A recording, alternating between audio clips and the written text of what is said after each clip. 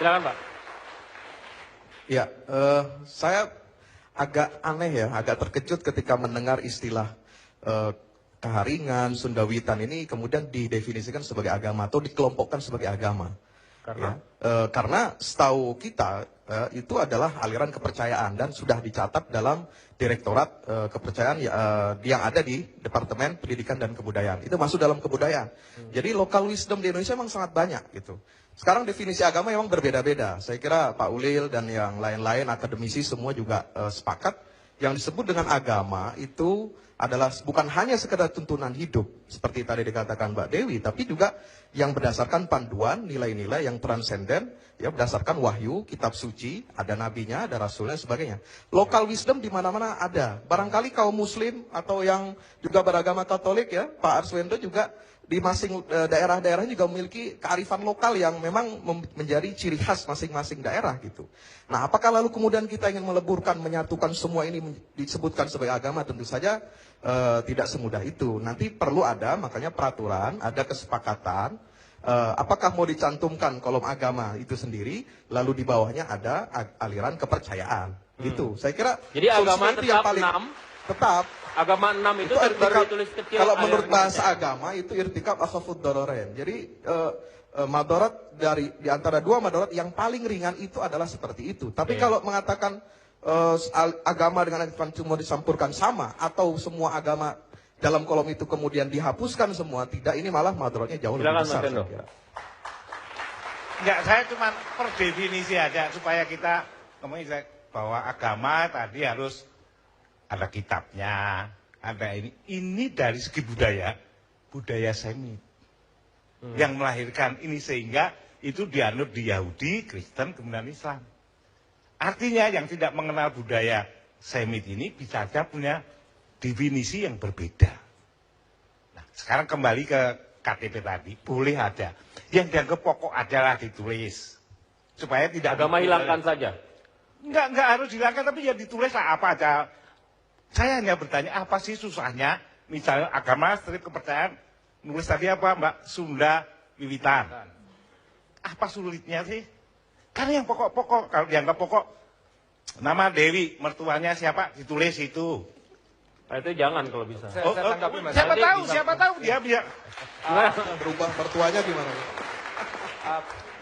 Saya setuju dengan dasar pemikirannya Mas Arswendo ya. Jadi menurut saya untuk lebih fairnya kepada teman-teman penghayat kepercayaan seperti ini. Oke, kalau ada pembedaan antara istilah agama dan kepercayaan, fine. Di dalam KTP kita tulis agama, strip kepercayaan. Kalau dia beragama Islam, kepercayaannya dicoret. Kemudian agamanya apa? Kalau dia berkepercayaan agamanya dicoret, kemudian kepercayaannya disebutkan Sunda Wiwitan, Keharingan, atau itu jauh lebih fair karena menurut saya mengakui keberadaan kepercayaan di Indonesia yang dianut bangsa ini itu penting sekali karena itu membuat mereka diakui sebagai bagian dari bangsa. Kalau dikosongkan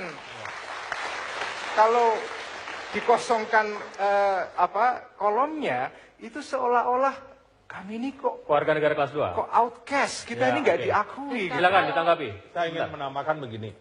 Yang pertama saya ingin mengulangi munculnya dan dibangunnya disusunnya Undang-Undang 23 atau 26 untuk menghilangkan diskriminasi. Itu yang pertama. Yang kedua, lahirnya pasal 64 ini itu melalui proses yang panjang. Apa yang sampaikan oleh Pak Ulil, oleh Pak Arswendo tadi, itu terjadi. Usulan-usulan itu ada di DPR waktu itu.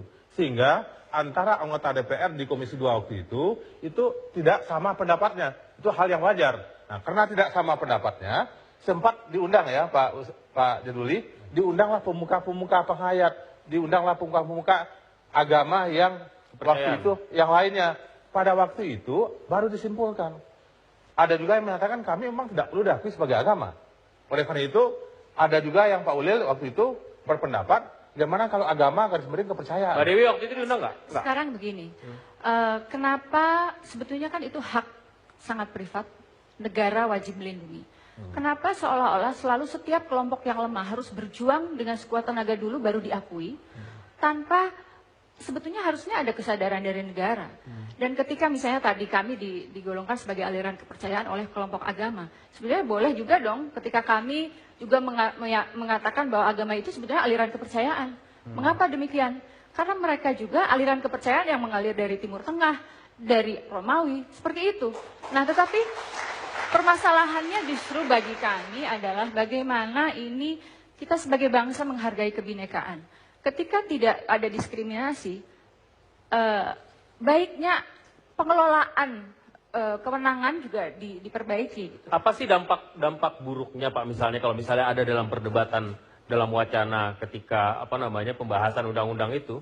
Apa sih implikasinya? Ya, ingat saya begini, ada yang mengusulkan agama dihilangkan aja, tapi ada anggota yang lain menyampaikan kalau agama dihilangkan, kalau nanti ada yang meninggal yang tidak diketahui alamatnya, keluarganya, itu diurus dengan cara apa, agama apa gitu. Jadi banyak perbedaan-perbedaan yang akhirnya mengundang pemuka-pemuka agama, mengundang pemuka-pemuka penghayat, akhirnya hasilnya seperti pasal 64 ini. Jadi ini bukan pendapat pemerintah saja, bukan pendapat DPR saja, tapi pendapat pemerintah bersama DPR yang sudah mengakomodir semua pendapat-pendapat dari pemuka agama, dari pemuka penghayat. Kita break terlebih dahulu, kami akan kembali sesaat lagi dalam perdebatan ini.